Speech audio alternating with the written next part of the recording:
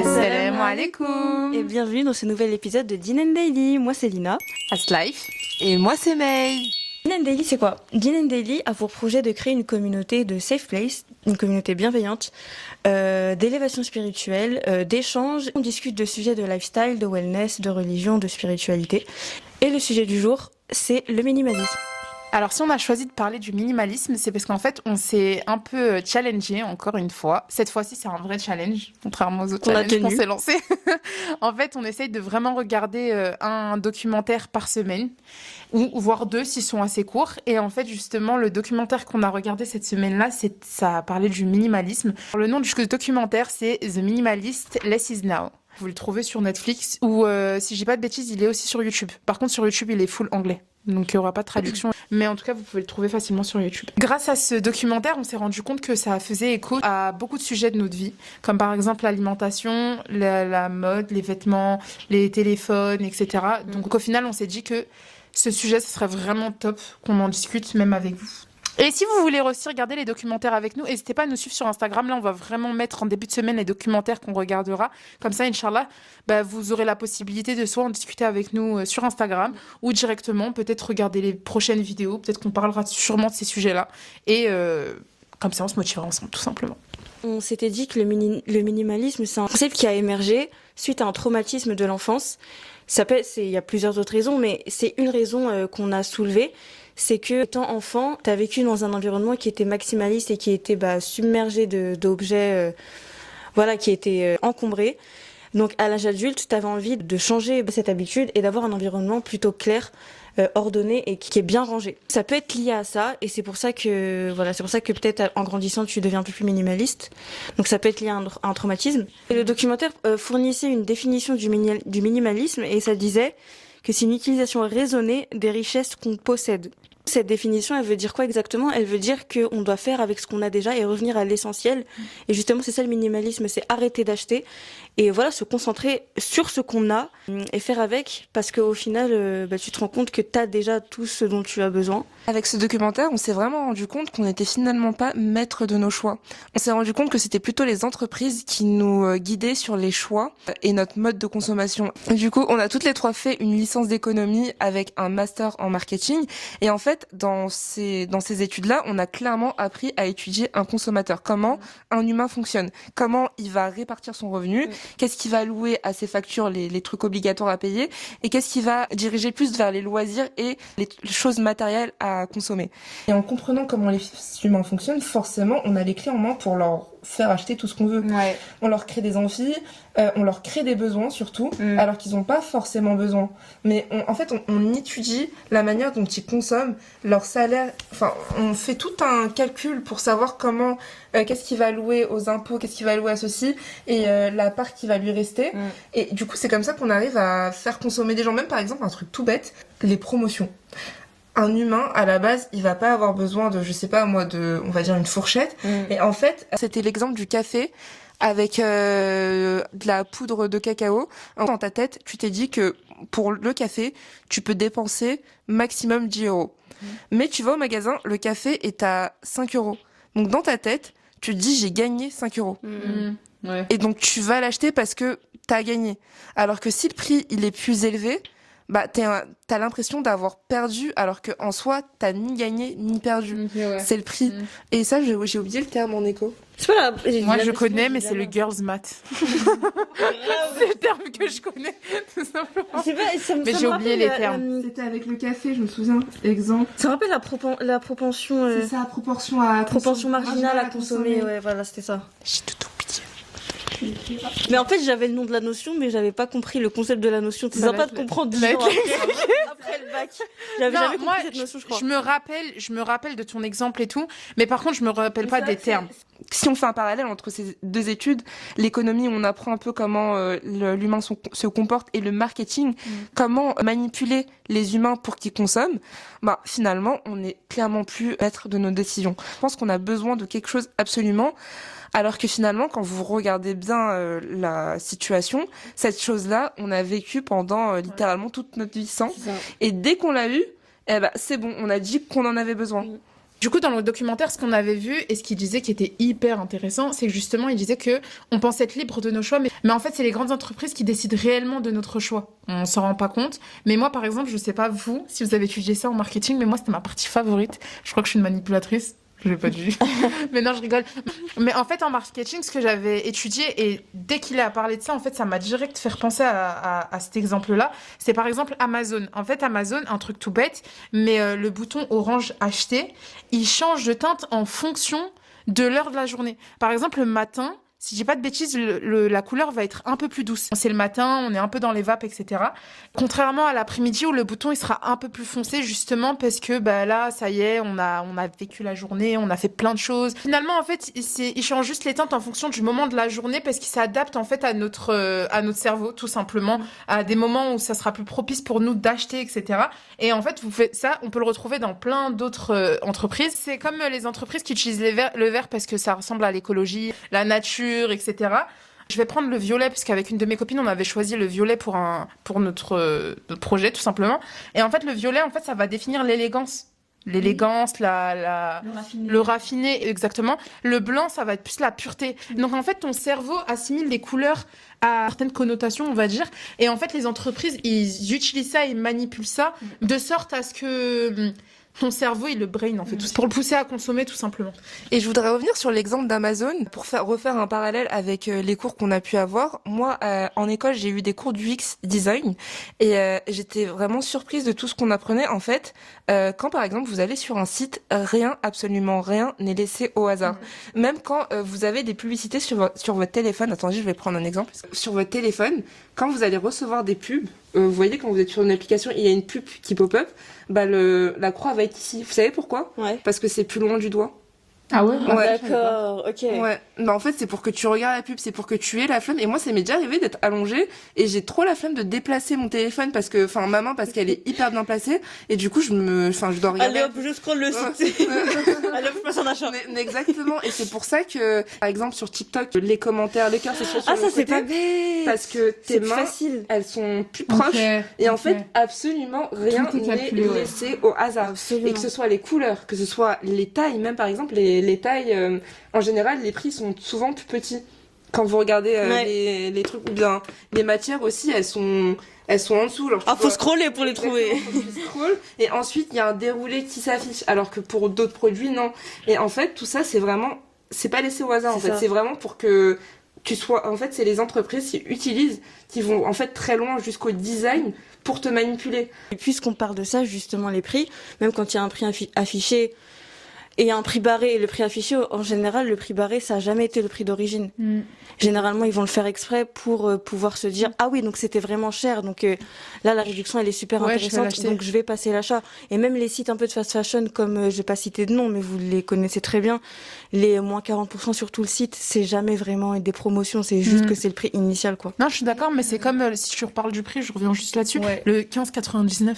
15,99, notre cerveau, il calcule sur le 15. Exactement. Il tilte pas que c'est 16 € en vrai. Mais en fait, tout ça, c'est fait exprès. Maintenant, si tu regardes dans tous les tarifs, c'est toujours 15,99, 16,99, 20,99. Tu verras jamais de 21 ou... Et pour aller même plus loin, j'avais vu un exemple de sushi. Par exemple, t'as la boîte de 6 sushis.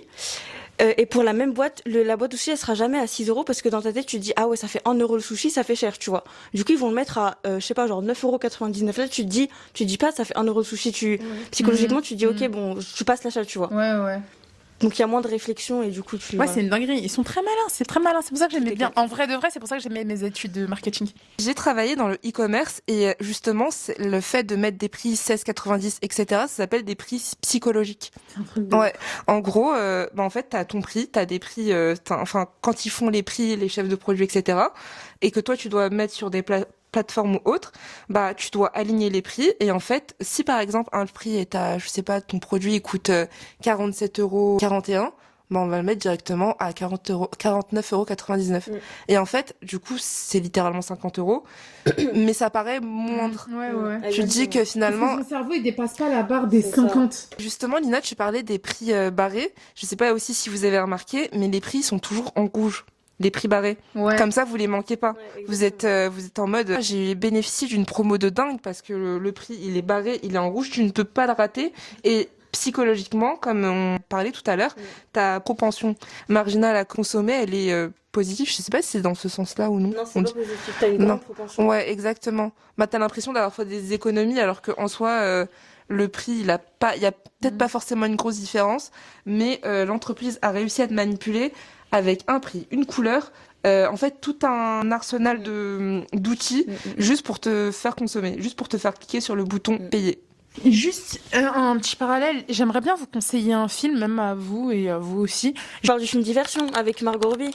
Exactement, il y a Will Smith dedans. Ouais, il y a Will Smith. Ouais, en fait, justement, ce film, je suis trop d'accord avec toi. En fait, ça parle de manipulation un peu. C'était à un moment donné dans le film, Margot Robbie et Will Smith, ils pariaient avec un riche. Et en gros, ils étaient dans un match de football américain, je sais plus. Et ils devaient parier sur un joueur. En gros, le mec riche, il devait choisir un chiffre et Margot Robbie, elle devait deviner quel chiffre il avait choisi. Et après, elle a choisi ce chiffre parce que le millionnaire là avec qui elle pariait, elle s'est dit qu'il avait vu ce chiffre de partout. Il avait vu dans une affiche publicitaire de bus, il avait vu le 5 dans un lustre, je sais pas quoi, bref, il avait vu passer le chiffre 5 partout. Et du coup, en fait, il a été manipulé parce que, sans s'en rendre compte, le 5, il était dans son quotidien. Exactement, il était dans son quotidien. Et ouais, dans son inconscient, il avait vu le 5 de partout. Donc, il s'est dit, OK, je choisis le joueur numéro 5. Et c'est comme ça qu'elle a eu bon, du coup. Genre. Mais tout ça, c'était volontaire. Hein. Les affiches, etc., ont été mises volontairement là-bas pour que ça l'influence. Exactement. Et il était trop bien, le film. Je vous jure, je vous le conseille. Du coup, c'est Diversion, t'avais dit? Diversion, ouais. Je vous le conseille, il est trop bien. Mais bref, là, on a un peu dévié, on s'est retrouvé dans le marketing, la manipulation, etc. Mais en vrai de vrai, c'est ce qui nous arrive quotidiennement. Donc, c'est pour ça que c'est important de un peu dissocier ce qu'ils essayent de nous mettre en tête et ce qu'on a besoin en réalité dans la vie, tout simplement. Que parfois, sans te rendre compte, tu te fais manipuler, en fait. Alors, du coup, je reprends mes petites notes, puisqu'on a été des élèves très assidus. On a noté ce qu'ils disaient dans la vidéo. Et en fait, ce que j'ai noté, c'est que l'achat, tout simplement, ça donne un sentiment d'appartenance. On cherche constamment le bonheur auprès des objets. Et en fait, tout simplement, plus tu vas gagner des sous et plus tu vas vouloir dépenser. C'est que tout simplement, ça m'a fait penser à moi il y a quelques années, quand je venais de commencer l'alternance. Enfin, non, pas l'alternance. Je venais de commencer ma licence. Et en fait, j'avais une toute petite bourse. Une petite bourse de 100 €, sachant que ma Navigo était à 42 €. Donc, au final, je me retrouvais avec rien. Et en fait, malheureusement, à ce moment-là, j'avais un vieil ordinateur et mon ordinateur, il buguait un peu. Je voulais juste m'acheter un ordinateur à 300-400 €. Tout ce qu'il me fallait. Et je m'étais dit, purée, si j'avais gagné juste un peu plus, la seule chose qui me suffirait, c'est de m'acheter un ordinateur. Je veux pas plus, je veux rien d'autre. 300 €, c'est très bien, alhamdoulilah. Et au final, j'ai pas acheté cet ordinateur. J'ai fini par travailler. Je suis partie m'acheter un téléphone. Je suis partie m'acheter une tablette à je ne sais combien, à je ne sais truc. Et en fait, tout simplement, quand je gagnais, genre, quand j'avais un vrai salaire avec mon alternance, j'avais toujours l'impression qu'il me fallait quelque chose. J'aimais tout.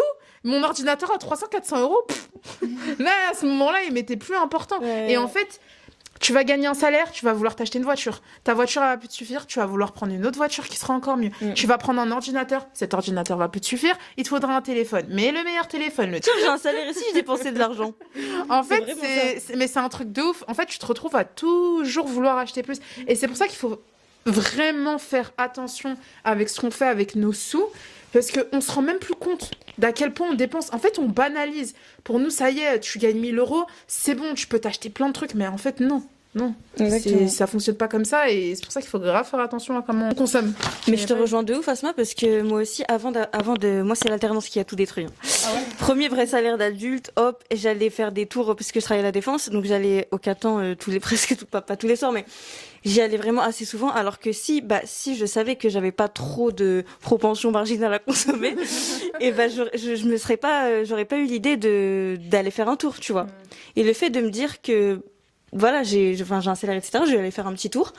Et au final, c'est ça qui te pousse à acheter. J'avais pas vraiment besoin d'aller faire un tour ou d'acheter quoi que ce soit. C'est juste que, je te rejoins. Quand t'as plus d'argent, tu te dis, vas-y, j'ai d'autres besoins, alors que t'as pas vraiment d'autres besoins. C'est exactement ça. Mais tu sais que là, le fait d'avoir été au chômage, on en avait discuté dans une autre de nos vidéos. Aussi, ici, je vous mettrai la vidéo exacte. Mais en fait, on en a discuté dans le sens où, quand t'es au chômage, on te réduit ton salaire, tout simplement. Donc au final, je me suis rendu compte que, ok, je vivais avec une certaine somme, maintenant je dois vivre avec moins. Et en fait, je suis censée mettre de côté pour un projet précis. Sauf que le souci, c'est de mettre de côté avec un moins bon salaire, c'est assez compliqué. Et c'est là où, vraiment, cette année-là, j'ai pris conscience de tous les achats que j'ai faits. C'est vrai que j'ai acheté des gros trucs. Parce que là, on peut me retomber dessus, c'est là où j'achetais mon appareil photo, etc. Mais finalement, pour moi, ça, c'est ce que je considère comme des investissements. Avant, je dépensais pour des futilités. Par exemple, j'allais dépenser plein de vêtements différents. Je consommais aussi de la fast fashion et j'en consommais beaucoup. J'allais acheter des petits trucs à Action. L'action, si, ça, 2 euros, 3 euros, 4 euros, 5 euros. Et à la fin, tu te retrouves avec un gros panier à la fin de tes achats, etc. Et en fait, j'ai acheté que des petites choses et des petites futilités. Et sauf que là, en fait, j'ai énormément conscientisé ça. Donc maintenant, je fais grave plus attention à ce que j'achète. Je réfléchis à 3 fois avant d'acheter la chose. Je me demande si vraiment ça m'est utile, si ça m'est utile, pourquoi, et si vraiment ça va me durer. Tout simplement. Je regarde bien, t'as vu quand on est parti dans le magasin, là, Nature et Découverte, j'avais le truc de colorage, tout bête, hein, c'est un truc de colorage qui coûte pas très cher, etc. Mais faut voir dans le magasin comment j'ai réfléchi à 50 fois avant. Ouais. Et à la fin, qu'est-ce que j'ai fait? Je l'ai reposé. Ouais. Je me suis dit, c'est bon, c'est mort, je le prends pas. Je t'ai dit, même la carte, j'en fais la pas maintenant parce que tu sais pas si tu vas en avoir besoin ou autre. Alors que c'est un petit achat, c'est rien, mais je vous jure, j'étais tellement la spécialiste dans les petits achats, mais au final tu te rends compte que ça part trop vite. Et même je pense que c'est volontaire actuellement de faire plein de petites choses pas très chères pour que justement on dépense sans s'en rendre compte. Ça aussi, oui. Et justement, je parlais des entreprises qui nous manipulaient, mais je vais faire un autre parallèle avec ce que vous avez dit. On n'est pas manipulé par les entreprises, mais on est aussi manipulé par nos pairs, dans le sens où sur les réseaux sociaux, on voit qu'il y a tous les jours une nouvelle tendance. Le problème, c'est qu'il y a des tendances qui émergent beaucoup trop rapidement. Il y a 2 ans, on avait la tendance All Money. Ensuite, on est passé, il y a 1 an, à la tendance Clean Girl. Et là, actuellement, j'ai l'impression qu'on revient un peu dans dans la mode des années 2000, entre 2000 et 2015. Les imprimés léopards, tout ce qui fait référence aux années 2000. Et je trouve que ça va beaucoup trop rapidement comparé aux précédentes phases de mode. Par exemple, si on prend les années 2000, enfin la mode des années 2000, c'était quand même à partir des années 90, on va dire, jusqu'aux années 2010. Et là, en l'espace de 1 an, on a réussi à changer de type de mode. Ça, c'est clairement les réseaux sociaux, parce que, en fait, tout va vite. Vite. En fait, il y a une personne qui va montrer quelque chose, par exemple, sur TikTok. Il y a tout le monde qui va suivre. Il y a quelqu'un d'autre qui va revenir, avec sa mode à elle. Elle va mettre un truc. Tout le monde va kiffer, waouh, trop beau, vas-y, c'est bon, let's go. Et au final, il y a ce problème-là un peu dans tout, comme par exemple les pâtisseries. Là, par exemple, j'ai vu une vidéo. Si j'arrive à la retrouver, je vous la mets là, ici. Si je la retrouve, si elle n'est pas là, c'est que je ne l'ai pas trouvée. Mais c'est abusé la queue qu'il y avait pour une pâtisserie. Et je vous jure, j'étais choquée. Et ça, c'était des trompe-l'œil. Les trompe-l'œil, je suis désolée, mais maintenant, actuellement, il y a beaucoup de pâtisseries qui en font. Justement, en fait, c'est l'effet de mode et aussi le fait qu'on ne peut plus attendre. On est devenu très capricieux. Par exemple, avec Amazon, on reçoit notre commande, on commande aujourd'hui, on reçoit notre commande demain. Netflix, on a tout à disposition en streaming, alors qu'avant, je me souviens, quand on voulait regarder un film, fallait attendre qu'il passe sur TF1 ou M6, c'était The Event. Ça a passé à 20h45. Et en fait, c'était le seul moment pour le voir où tu devais acheter un CD ou une... Ouais, exactement. Quand on allait en magasin avec ma sœur pour acheter un CD dans Bollywood et tout. C'est ça. Et après, on était grave contente quand on rentrait. On était en mode, vas-y, on va regarder ça ce soir. Alors que ça n'existe plus. Exactement. Et après, tu le re-regardais jusqu'à Par exemple, nous, on avait le DVD High School Musical. Je l'ai, mais... rentabilisé, on l'a rentabilisé le 1, le 2, le 3, c'est pour ça qu'on connaît par cœur, et même les DVD Harry Potter, sauf que maintenant, tu peux tout trouver très rapidement, et en fait, si t'as pas la chose que tu veux, t'es pas content, en fait, et on est en fait on consomme à outrance, parce que on est dans une ère où tout va très vite, comme avec les tendances, en fait, on peut plus attendre. Comme t'as dit, là, la queue, pour un trompe-l'œil, il y en a d'autres des trompe-l'œil dans d'autres boulangeries, mais ils ont décidé de passer 3 heures de leur temps pour un trompe-l'œil. Après, chacun ses choix, chacun fait ce qu'il veut. Mais en fait, on n'arrive plus à attendre. On ne sait plus patienter. On est devenu capricieux. Exactement. Et cette notion de confort, je crois qu'on est trop dans le confort. Ouais. Il y a un abus de confort qui fait que, en fait, si t'étais pas, autant dans le confort, t'aurais pas pensé à se dire, j'ai besoin de ce top que j'ai déjà en 50 modèles dans mon placard. J'ai besoin de ci, j'ai besoin de ça. C'est qu'on est trop conforté, en fait. Ma patronne de mon alternance m'avait dit la même chose. Elle m'avait dit, ta génération me fait de la peine parce que justement, en fait, vous savez plus apprécier ce que vous avez et vous voulez trop tout avoir. Donc, en fait, vous êtes vite saoulés. parce qu'en fait, tu stresses trop rapidement quand t'as pas ce que tu veux, et en même temps, t'es vite lassé. Donc au final, elle a dit, quand je vous vois, j'ai aucun plaisir à vous regarder. Enfin, votre vie, elle a l'air limite nulle, genre. Et c'est pour ça que je suis... Non, mais c'est réel. Mais je te jure, c'est réel. Après, parlez pas que de moi, parce que, moi, personnellement, je me considère dans l'entre-deux. J'ai grandi avec un grand frère et une grande sœur. J'ai 8 ans de différence avec ma sœur, 5 ans avec mon frère. Donc, au final, j'ai un peu vu... Enfin, je traînais plus avec eux quand j'étais jeune qu'avec des enfants de mon âge. Je sortais pas spécialement, j'étais tout le temps avec mon frère, surtout mon frère à une période. Et du coup, au final, je pense que ça a dû jouer sur le fait que, même si sur certaines choses, je peux vite me lasser, j'ai quand même ce truc-là de, non, par contre, faut travailler, faut charbonner. Et ça, alhamdoulilah, au travail, dans tous les tafs que j'ai fait, on m'a toujours fait comprendre que j'étais une bosseuse quand même. Genre, j'ai pas ce défaut-là, on va dire. Mais oui, et le documentaire aussi, il disait quelque chose qui était trop intéressant. On achetait des choses dont on n'avait pas besoin. Et c'est réel aussi dans notre génération, on achète énormément. Comme May, tu parlais des trends qui se renouvellent toutes les semaines. C'est énorme. Et du coup, on se dit que à chaque fois qu'on va acheter, dès qu'on a un peu d'argent, on va aller chercher à le dépenser, etc. pour acheter des choses dont on n'a pas besoin. Et au final, on accumule des choses dont on n'arrive pas à se séparer. C'est hyper important de faire des tris, parce qu'en plus, ça fait grave du bien psychologiquement. T'as l'impression de perdre 10 kilos à chaque fois que tu te débarrasses d'un truc. Et même, c'est bien pour la clarté d'esprit, parce que tu vois que c'est vide et tu sais, en plus, le problème quand t'achètes trop, c'est que tu sais même plus ce que t'as. Et au final, tu portes pas parce qu'ils sont enfouis derrière les vêtements. Moi, malheureusement, c'est mon problème. Et du coup, tu sais même plus ce que t'as, tu les portes plus. Donc, au final, l'achat, il a servi à rien. Mais du coup, j'avais écouté un podcast sur la mode il y a des années et j'avais vu une statistique qui m'avait choquée, mais c'était il y a genre 5-6 ans. La statistique, elle a dû évoluer depuis. C'était qu'une femme porte en moyenne 40% de ce qu'elle possède, de ses habits. Ça veut dire que le reste, donc 60%, c'est du gaspillage. 60%, c'est énorme. Et en fait, moi, ça me choque pas parce que quand je vois mon armoire, il y a forcément une stat à peu près pareille, fait de vêtements que je porte pas. Parce qu'au final, j'avais acheté plein de trucs et je sais même plus ce que je vois. Il y avait même je sais même plus ce que j'ai. Il y a même un conseil aussi qui disait que, pour du coup pallier un peu ce problème, c'était que à chaque fois que tu vas acheter un achat, que tu vas rentrer un vêtement dans ton armoire, t'en enlèves un pour le vendre, pour le donner à des gens dans le besoin. Bref, comme ça, tu t'encombres pas non plus trop ton armoire. Si t'avais eu besoin d'acheter un autre vêtement, c'est que peut-être t'avais pas besoin de l'autre. Enfin bref, c'est dans le but de pas trop s'encombrer, quoi. Mais je trouve ça hyper intéressant le fait que pour toi, la surconsommation, ça va être les vêtements. Ouais. Parce que moi, j'estime pas, par exemple, pour moi, que là où je surconsomme, c'est les vêtements. Si tu me parles de surconsommation, comme j'ai dit, je vais calculer toutes les babioles que j'achète. Les tricots, coloriage, peinture, tout ça. Ça va être hobby. Ouais, c'est clairement ça. Où là, c'est vrai que je dépense beaucoup. Alors que, par exemple, les vêtements, non. Les vêtements, j'ai tendance à... Après, je pense que aussi, je sais pas, comment ton armoire ? En fait...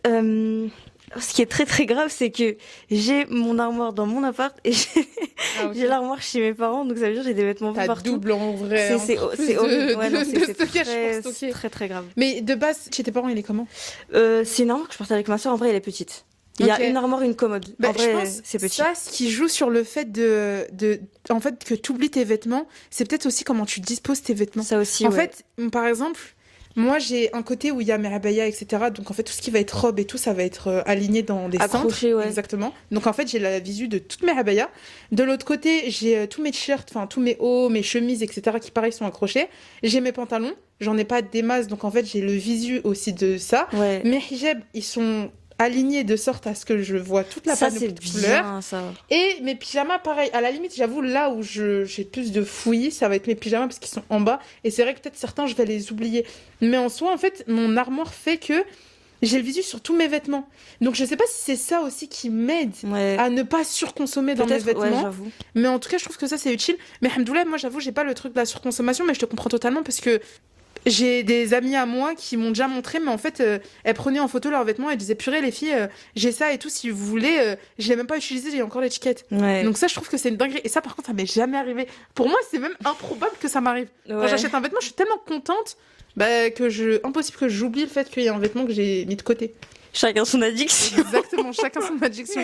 Mais en tout cas, je trouve que c'est bon à savoir, entre guillemets, qu'on a des addictions différentes et qu'en fait, finalement, le minimalisme, je pense que c'est ça se retruque sur d'autres, des choses différentes à chacun. Dites-nous en commentaire, vous, c'est quoi votre addiction La drogue, la cocaïne. Le sucre. Hein, mais... Non, je trouve que c'est assez intéressant, donc n'hésitez pas à nous dire. Après, il y a peut-être plein d'autres choses aussi où on peut, en mode, les téléphones. Peut-être le fait, il y a des gens qui achètent des téléphones tous les 6 mois. Ouais, non, mais oui. Donc, c'est possible. Il y a ça, mais en fait, ça soulève le problème de surconsommation, de gaspillage, mais ça pose aussi des problèmes environnementaux et sociaux qui sont absolument tragiques. Justement, moi, j'avais lu un livre et je l'avais mis en recommandation sur Insta, recommandation livre, ça s'appelle Overdressed. Je crois qu'il est disponible en français. Et en gros, il est paru, je crois que le livre est paru après la tragédie du Rana Plaza. C'est une usine textile au Bangladesh qui s'est écroulée, en fait, parce qu'en 2013, je crois, c'était des enfants et des femmes qui travaillaient dans cette usine-là, qui avaient prévenu déjà... que le bâtiment était délabré, que ça bougeait, enfin que c'était plus trop stable. Ils ont pas trop calculé et au final, du jour au lendemain, il s'est écroulé et ça fait beaucoup de morts. Et depuis ça, en fait, la question de la fast fashion, elle est vraiment entrée dans le débat public. Et c'est là qu'on a vraiment été un sujet. Ça soulève d'autres questions et la consommation halal, elle va au-delà des frontières de l'alimentaire. Ça passe aussi par ce qu'on consomme au quotidien, que ce soit les vêtements, que ce soit l'électronique, que ce soit la nourriture. Bref, ça va vraiment au-delà des frontières de l'alimentaire. C'est très très important. Et ce livre, je vous le recommande vivement parce qu'il lâche des stats qui sont absolument choquantes et ça réveille vraiment les consciences. Je voulais revenir sur le fait que la consommation halal, etc., c'est pas que dans l'alimentaire, parce que nous, on connaît le halal avec la viande, mais il n'y a pas que ça, parce que si vous partez dans les pays musulmans, comme en Malaisie et tout, mais en fait, vous allez prendre une bouteille d'eau et il y aura marqué halal dans la bouteille d'eau, mais on sait tous que l'eau en soi, tu vois, c'est halal. Mais en fait, ce que j'aime bien avec eux, quand ils estiment qu'une marque est halal, c'est en fonction de l'éthique de la marque. Ce qu'elle fait, comment elle est faite, s'il y a peut-être riba derrière, si en gros, on surexploite pas les gens derrière, etc. Et en fait, c'est ça qu'ils appellent halal. Alors que nous, on a toujours appelé le halal que la viande ou autre, tu vois. Ou les bonbons. Mais sinon, c'est lié à la viande, quoi. Mais ça, je trouve ça hyper intéressant de voir les choses comme ça. Et on va payer pour toutes les mauvaises choses qu'on fait ici-bas. Donc même la surconsommation. Donc c'est pour ça qu'il faut vraiment faire attention à la manière dont on consomme, à la manière dont on utilise nos sous. Exactement. Donc, et c'est à nous aussi de faire le devoir de se renseigner sur d'où proviennent les choses qu'on consomme, les choses qu'on achète. Et justement, mais tu disais un truc hyper intéressant du fait qu'on n'aime pas patienter. Il y avait un philosophe aussi qui avait dit, d'ailleurs c'est Fada qui l'avait dit, que l'être humain vacillait entre manque et ennui. Et dès qu'il a un manque, il va chercher à combler ce manque. Et quand il a comblé, il va retourner à son état d'ennui. Et c'est justement ça que nous procure les achats. En fait, ça nous procure une sensation de joie, de dopamine qui est immédiate, mais au final qui reste pas sur le long terme. Le documentaire aussi disait que l'humain, généralement, les consommateurs investissaient plus dans les vêtements et les chaussures que dans les études supérieures. Alors qu'au final, quand tu fais le calcul, ce qui est plus rentable, c'est les études supérieures parce que bon, même si ça coûte un bras, surtout aux États-Unis, parce que le documentaire il est américain, et du coup, au final, ça va plus te servir sur le long terme que ces vêtements et chaussures que finalement tu vas porter peut-être 2 ou 3 fois et jeter. Donc ouais, c'est ça qui était aussi intéressant. Moi, j'aimerais bien revenir sur ce que tu as dit sur le fait de se débarrasser. Comme je vous ai dit, je sais pas si vous vous souvenez de la première vidéo, mais j'expliquais que faire du tri pour moi, c'est vraiment une passion parce que ça me permet de me détendre et faire le vide. Et je trouve que c'est trop important parce que quand tu fais le tri, tu te rends compte que finalement ta consommation, elle est peut-être pas éthique. Par exemple, déjà ma manière de procéder quand je fais un tri, je vous donne des petits conseils, même si je suis pas la pro, c'est que un vêtement, si je l'ai pas mis depuis 1 an, si c'est pas un vêtement type soirée que je mets que pour des occasions et que c'est juste un vêtement lambda que j'ai pas mis pendant 1 an, je m'en débarrasse. Soit je vais le donner ou essayer de le mettre sur Vinted ou vraiment m'en débarrasser parce que si j'ai réussi à vivre sans pendant 1 an, c'est que pendant 2, 3 ans, 4 ans, enfin même plus, il va pas me servir. Et en fait, je fais ça avec un peu tous les objets. Je vais faire un parallèle avec un animé. Vous allez... Boruto, vous regardez ou pas? J'ai regardé le début parce que... Voilà, c'est quand même Naruto, c'est mon anime préféré, etc. Mais en gros, dans Boruto, il disait, il y a un épisode où il dit, il rencontre, je sais plus, parce que ça fait tellement longtemps que j'avais regardé, je pense que ça fait 5-6 ans. Et il disait que oui, il va partir, il va tout laisser tomber, etc. Et Boruto, il lui demande au personnage, mais tu vas partir en laissant tes affaires? Il dit, mais j'ai rien. Il dit, mais comment ça, t'as rien? Et il dit, mais en fait, quand t'as des affaires, t'es esclave de tes affaires. Donc, je préfère avoir rien, comme ça, au moins, j'ai ma liberté. Et je trouve que c'est tellement vrai. Plus on consomme, plus on est esclave de ses affaires. Ce que tu as dit, c'est exactement ce que le monsieur avait dit, j'ai pris note. Le tri me crée un sentiment de liberté et ça me permet de faire un tri dans mon cerveau. Et je vous jure que c'est grave réel. Et c'est pour ça que dans la première vidéo, je vous mets le petit i pour la première vidéo, mais c'est ce que tu avais expliqué et c'est grave réel. En fait, quand ma chambre est en bordel, c'est quand mon cerveau est en bordel. Quand je fais un tri de toute ma chambre, c'est qu'en fait, j'ai envie de faire un tri et un reset de mon cerveau. Ouais. C'est un truc de ouf comment c'est lié, mais je vous jure, j'aime trop faire ça. Et c'est pour ça que généralement, on me dit « Ah, bah, toi, t'aimes trop faire des tris !» Écoutez, j'aime bien faire des resets dans ma vie. Donc, je trouve que c'est trop, trop important. Et je suis grave d'accord avec le fait qu'on soit esclave des objets. Je voulais même faire un petit parallèle d'une vidéo que j'ai vue. Je vous la mets là, si jamais je la trouve. Il y a beaucoup de choses ici. T'as vu ? C'est un emplacement idéal pour... En fait, c'est une vidéo d'une fille. Ça va ? C'est bon ? Je t'en remets.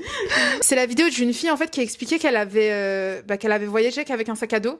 Et en fait, au moment où elle est revenue, elle a ouvert ses placards. Elle était en mode mais pourquoi j'ai tout ça ? Elle est vraiment en mode pourquoi j'ai tout ça ? Et en fait, elle a dit en fait, je suis en train de prendre conscience de tout ce qu'elle a et qui lui servent à rien, tout simplement. La meuf, elle s'est baladée pendant peut-être 6 mois avec un sac à dos. Elle a très bien vécu. Et en fait, là, elle s'est rendue compte que l'essentiel, c'est pas tous ses vêtements. Exactement. Et comme ce que tu avais dit tout à l'heure, c'est pas dans la vidéo, mais en fait, finalement, tout ce qu'on a actuellement, on va pas l'emporter avec nous dans notre tombe. On va clairement pas l'emporter avec nous. Donc, au final, c'est des choses futiles. Oui, et surtout, ça traduit vraiment l'égoïsme humain parce que comme Lina l'a dit, la fast fashion, ça engendre beaucoup de dommages. Et en fait, nous, quand on commande quelque chose ou on achète quelque chose, on voit juste le moment où on paye. En fait, on voit pas tout le process. Quand par exemple c'est de la nourriture, on va être là à chercher à savoir est-ce que c'est périmé ou autre, est-ce que c'est un bon produit ou autre, parce que c'est quelque chose qui va venir dans notre corps, donc on y prête un peu plus attention. Alors que quand c'est un vêtement, ce vêtement il a peut-être été fabriqué par des enfants dans des conditions déplorables. En fait, le vêtement il peut être taché de sang, mais tant qu'on a notre petit vêtement, on est content. En fait, on voit que notre propre confort, sans voir que, en fait, consommer de cette manière, c'est tout simplement pas du tout éthique et même pas en accord avec notre religion. Si je peux rajouter une autre conséquence à notre consommation excessive, c'est que on voit un peu la partie travail forcé, etc., etc. Mais j'avais aussi regardé un autre documentaire qui parlait des déchets et en fait, on nous expliquait que tous les déchets qu'on produit, que ce soit mais tout ce qui est vêtements, objets, etc. Et là, ils sont envoyés dans des pays exactement, ou en développement. C'est-à-dire que nos déchets à nous, en fait, quand tu vas donner un vêtement dans les relais, etc., ils ont en fait essayé de tracer jusqu'à où le vêtement, en fait, que serait la seconde vie de ce vêtement, mais tu te rends compte que t'as une petite partie des vêtements, on va dire, qui sont très bien, ça va aller dans des friperies, enfin voilà quoi, et une autre partie qui va être transportée dans d'autres pays, par exemple les Philippines ou autres, et en fait ça va faire des montagnes de vêtements, et en fait c'est nos poubelles à nous qui sont dans d'autres pays. Donc, en fait, l'objectif c'est quoi quand on fait des tri et qu'on donne des vêtements, en fait on a l'impression de donner à des personnes, sauf que justement tous les vêtements qui vont être donnés, en fait, ils vont pas forcément les porter parce que des fois c'est des vêtements comme tu as dit délabrés, tout ce que tu veux.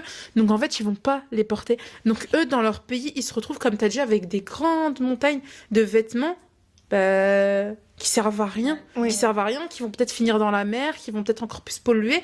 Et ça, j'avais vu la vidéo et je te jure, j'étais choquée. Ouais, et justement, quand on dit montagne de vêtements, en fait, c'est pas une expression, c'est vraiment des montagnes de vêtements. C'est vraiment une vraie montagne. Ouais. C'était une dinguerie. Regardez sur internet, je pense que vous pouvez trouver avec facilité. Je pense que c'est un documentaire Arte, Asma vous le mettra là. dans sa zone. Et les décharges, c'est vraiment des hectares et des hectares de terrain, c'est pas des petites montagnes quoi. On a travaillé à un moment donné avec une association et en travaillant avec cette association, on nous a expliqué que justement en fait, il y a tellement un trop gros gaspillage de plastique qu'au final dans certains lieux, dans certaines mers, je sais plus c'est laquelle, il y a des mini-îles de plastique. Et comme tu as dit, c'est le Plastic Island. Ouais, voilà. Ils appellent ça le Plastic Island, tellement il y a du plastique. Et en fait, tout ça, on le voit pas. Donc, on se rend pas compte de tout ça. Mais justement, c'est parce qu'on est tellement dans un confort qu'on se pose pas de questions. En fait, notre curiosité, elle est pas attisée parce qu'en fait, on est tout simplement bien avec le confort. Exactement, et on se pose pas plus de questions. Et en fait, on voit pas que ce qu'on fait, en fait, notre consommation, juste appuyer sur un bouton payer, ça a des conséquences, mais considérables sur autrui. Et ça, c'est hyper important de s'en rendre compte maintenant. C'est vraiment pas trop tard.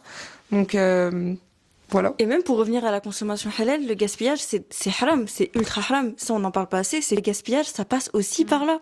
Par l'abus des vêtements, l'abus de ci, l'abus de ça. Et il y a le gaspillage aussi alimentaire qui est aussi extrêmement grave. Et non seulement il est grave pour la planète, etc. Parce qu'au final, t'as pas le temps de manger. Parfois, t'as pas le temps de manger. Au final, tu jettes les aliments. Et en plus de ça, t'as pas besoin de manger autant. Ton corps n'a pas besoin de manger autant. Il y avait une citation hyper intéressante dans le documentaire qui disait: il a fallu que je possède tout ce que je croyais vouloir pour me rendre compte que c'était pas ce que je voulais. Parce qu'au final, on a dit, t'achètes le vêtement, il te procure une joie temporaire, mais après tu le portes plus, donc la joie elle est partie, l'achat il a servi à rien au final, c'est inutile. Et du coup tu te rends compte que t'as pas besoin de tout ça. Et même il y avait un moment, ils s'étaient lancé un challenge où ils avaient fait comme s'ils déménageaient, donc ils avaient emballé toutes leurs affaires dans des cartons pendant un mois, et ils s'étaient rendu compte qu'ils vivaient très bien sans 80% de ces affaires. Au final, on n'a pas besoin de tout ce qu'on a. Je voulais rajouter aussi une dernière chose, c'est que oui, la consommation halal, ça va au-delà de la viande, de l'alimentaire. Comme je disais, qu'on est souvent dans un état de manque qu'on essaie de combler, sauf que le manque, on peut pas le combler par des choses matérielles ou par de l'alimentaire. Souvent, on va essayer de se conforter avec de la nourriture qui est réconfortante, mais qui est mauvaise pour notre santé. Au final, le manque, on peut pas essayer de le combler avec des choses de la vie d'ici-bas. À un moment donné, la baraka, elle vient pas comme ça. Justement, il faut essayer de combler ce manque et ce vide par le rappel d'Allah, par les prières.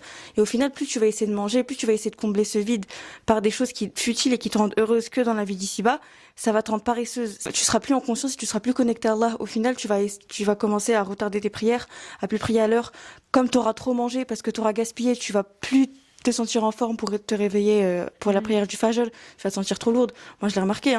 Parfois, il y a des soirées où je suis un peu trop laxiste sur la nourriture. Fajr, je me réveille, je sens mon corps, j'ai l'impression de peser 100 kilos. Alors que quand je dors, où j'ai assez bien mangé, en respectant le hadith du prophète sallam, un tiers, je me lève à Fajr, je me sens pas lourde, je suis bien, j'arrive à me lever.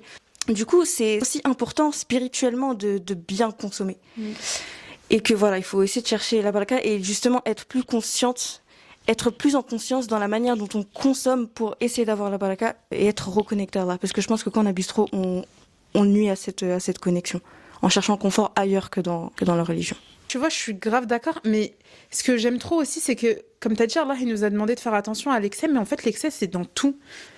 Boire trop d'eau, c'est mauvais. Boire trop manger, c'est mauvais. Exactement. Manger trop de sucre, c'est mauvais. Manger trop de fruits, c'est mauvais. Absolument. Acheter trop de vêtements, c'est mauvais. En fait, l'excès dans les émotions, c'est pas trop bon. De rire, c'est mauvais. Être trop facilement énervé, c'est mauvais. En fait, faut toujours trouver un juste milieu dans tout. Et c'est pour ça que c'est hyper important de conscientiser le fait que dans tout ce que tu fais, dans tous les détails, faut trouver un juste milieu. Et c'est en ayant ce juste milieu que finalement, même nous, on se sent mieux. On se retrouve, tu vois. Et tout bien expliqué, tout simplement. C'est trop... Modération. Comme on disait. Tu pourras faire un montage. Je sais pas, apparemment je peux tout faire avec le montage. This is Selena Gomez and you're watching Disney Channel. Vu que je suis une magicienne dans le montage, elle veut me lancer des nouveaux défis. Tiens, déjà que tu galères assez bien. Déjà qu'elle passe 8 heures à faire du montage, tu lui rajoutes un truc. En plus, ça fait bien même. Voilà. Mais vraiment. Mais c'est comme le pinceau. Alors, c'est juste comme ça. Comme on a un mois d'avance sur les vidéos, tiens, le montage. Écoutez, je vais essayer. Ce rush, je vais vous le mettre. Même si je le réussis pas, vous l'aurez. Si je réussis, tant mieux. C'est trop... Modération. L'humain n'a pas besoin de grand chose en réalité. En fait, on a besoin dans tout ce qui est physiologique, manger, boire, dormir, etc. Au niveau sécurité, on a besoin de stabilité financière, avoir une maison, être protégé tout simplement. Ensuite, il y a dans tout ce qui est social, il y a aimer, être aimé, partager. Ensuite, il y a l'estime de soi, se sentir utile, reconnu. L'accomplissement, apprendre, créer, etc. Ça, je crois que c'est mon défaut carrément là, tu vois. J'aime trop apprendre, mais au final, bâcler derrière. Ensuite, il y a le spirituel et c'est créer une paix intérieure. Et en fait, si on se rend bien compte, on n'a pas besoin de toutes ces futilités. Genre, par exemple, t'as une grande maison avec plein de pièces, et c'est ce qu'il disait un peu dans la vidéo. Il disait qu'il avait acheté une maison avec plus de salles de bain que de personnes qui y vivaient. Et tu vois, c'est une dinguerie. En fait, on a une seule salle de bain, ou deux, vas-y, deux, des fois c'est pratique quand même, deux salles de bain. Ça peut être bien, mais si t'as 5, 8, 9, 10 salles de bain, ça y est, au bout d'un moment, on n'a pas besoin. Une voiture, 2 voitures, 3 voitures, 4 voitures. Et en fait, comme t'avais expliqué tout à l'heure, au final, on dépense tous, chacun à notre échelle. Peut-être qu'il y a des personnes qui vont acheter plein de voitures de luxe, mais nous, peut-être au final, on va se retrouver à acheter plein de vêtements différents. Peut-être pas en qualité, mais en quantité. Et actuellement, ces enseignes fast fashion, etc., c'est ce qu'elles nous poussent à faire. Elles baissent leur prix pour que justement, nous, on puisse acheter en masse et au final, on se retrouve avec un panier de 500 euros. En fait, tout est tactique. Bref, juste, il faut qu'on fasse attention à notre consommation parce qu'on a une responsabilité derrière ça. Même si on a l'impression que c'est rien, finalement, ça engendre des conséquences énormes et ça sert à rien de se dire aussi, oui, mais bon, tout le monde le fait, c'est pas parce que moi j'arrête que ça va pas fonctionner. Finalement, si on pense tous comme ça, personne va arrêter. Alors que si on se met tous à faire petit à petit, bah, Inch'Allah, ça s'arrêtera et même dans tous les cas, dans notre tombe, on sera seul. Hein. On va payer les pots cassés à notre échelle et il faut pas l'oublier. Donc un tout petit truc qui peut te paraître minime, ça peut être un très grand geste pour une personne. C'est ça. Il y avait même une vidéo sur laquelle j'étais tombée sur Insta qui était assez drôle. En fait, c'est un peu une allégorie au fait qu'on consommait beaucoup pour rien au final. C'était, on vous la mettra au pire, mais en gros, c'était une... voilà, on la mettra là. Avec toute la liste. C'est quoi, une phrase ou une vidéo? Ça dépend. C'est une phrase, c'est là. Une vidéo, c'est là. Donc ça va être là-bas. Si c'est un mot, par contre, c'est là. Avec la baguette. Exactement. Mais du coup, en gros, c'était une meuf qui disait comment les autres cuisinent. Et en gros, elle se fait une omelette. Et pour faire l'omelette, elle utilise un fouet, elle utilise des spatules, une spatule, elle utilise, vous savez, le truc qui pince là pour retourner les trucs. Elle utilise une fourchette ensuite pour manger. Et après, elle met tout ça à la vaisselle pour faire une omelette. Mais oui, et après, c'est une allégorie en gros pour dire qu'on n'a pas besoin d'autant de choses. Ouais. Et après, elle dit, VS, comment ma mère cuisine. Et en gros, sa mère, c'était une asiatique, je sais pas de quel pays. On la voit faire toutes les étapes là pour faire l'omelette. Avec 2 baguettes seulement. Et du coup, à la vaisselle, elle met que les baguettes. Là, faut grave qu'on la mette parce qu'elle est trop intéressante. Et du coup, ça nous fait prendre conscience que on utilise des choses au quotidien, certes, qui rendent la vie peut-être un peu plus pratique, mais au final, t'en as pas tant besoin que ça. Tu peux très bien vivre avec, voilà, genre une sorte d'ustensile. T'as pas besoin de toute la panoplie des trucs et ça va au-delà de la cuisine, dans tous les autres domaines. Et au final. Voilà, c'est comme le mec qui a réussi à vivre 180% de ses affaires qui étaient mis dans un carton. Voilà quoi. Et même au niveau de la skincare, il y a un concept qui est sorti qui s'appelle le skinimalisme parce que on voyait beaucoup des skincare à 50 étapes. Évidemment, c'est important d'en avoir une, mais tu n'as pas besoin de ce 50e sérum pour l'ajouter dans tout placard. Au final, tu vas pas l'utiliser. Je me compte dedans, j'ai plein de masques. À chaque fois que je tombe à la pharmacie, je vois un masque à 2 €, il a l'air trop bien, je le prends. Au final, surtout qu'ils ont des dates de péremption, je crois qu'ils sont assez rapprochés. Enfin bref, skinimalisme pour revenir à des étapes de skincare qui sont un peu moins larges. En plus, pour la plupart, c'est des produits qui sont hyper mal composés. Donc en plus de gaspiller, tu fais du mal à ta santé et tu détruis tes hormones parce que c'est bourré de perturbateurs endocriniens. Donc au final, t'as tout à gagner à limiter ta consommation. Je voulais aussi dire un mot sur le fait de revenir aux produits naturels. Nos ancêtres, par exemple, moi je suis marocaine, ils avaient des rituels de beauté qui étaient absolument minimalistes et c'était des produits à 100% naturels et qui marchent très très bien. Je pense notamment à l'huile d'argan pour hydrater la peau. Maintenant, on voit des crèmes sur le marché qui sont absolument mal composées, que tu mets sur ta peau. Au final, sur le long terme, ça te crée des dommages, des maladies. Ça détruit tes hormones en fait, donc ça crée des maladies chroniques. Toutes sortes de choses qui étaient 100% naturelles. Je pense à l'huile d'argan, je pense à la poudre de lilas, je pense au Raquel Fassi, je pense à. Ouais, il y a grave des trucs. Il y a énormément de choses. Moins cher, naturel, bien pour la santé, et c'est un embellissement. Exactement. Donc au final, pour comment on est passé de produits bruts, naturels, qui marchent en plus vraiment, à des produits de synthèse qui sont chimiques, qui te font du mal, qui détruisent tes hormones. Il faut revenir à l'essentiel en fait. Il faut revenir aux rituels ancestraux de nos origines finalement. Mais là, tu vois, parfait que tu parles de ça, parce que les filles, on avait envisagé justement de faire une vidéo sur ça. Et je pense que ça va être la prochaine vidéo qui sortira. On a décidé de chacune présenter des produits qui viennent de chez nous, vous expliquer comment on les utilise et quels sont leurs bienfaits, parce que on avait pris conscience que que malheureusement, en fait, on utilise des produits qui sont pas forcément adaptés à nous, pas forcément adaptés à notre carnation, etc. Comme par exemple les produits coréens que tout le monde utilise alors qu'ils ont des blanchissements, enfin, ils blanchissent la peau. Donc, si vous voulez en savoir un peu plus sur ces détails-là, etc., abonnez-vous à la chaîne. Comme ça, prochaine vidéo, vous verrez ce qu'on va dire dessus. Et je pense que cette vidéo, elle sera vraiment intéressante. Grave. Bon, je pense qu'on a fait le tour. On espère que cette vidéo vous aura plu, qu'elle vous a appris des choses et qu'elle va vous aider à changer votre manière de consommer. N'hésitez pas à nous dire comment vous consommez et vos techniques en commentaire. N'hésitez pas à commenter, liker et partager. Assalamu alaikum.